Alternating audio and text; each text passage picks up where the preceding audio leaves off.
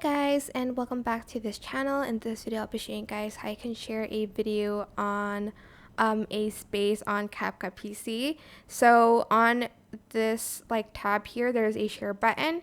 So you're just going to select the space. I have like 3, but you can create the space now by pressing that. I have reached the maximum, so I'm just going to select this as a space.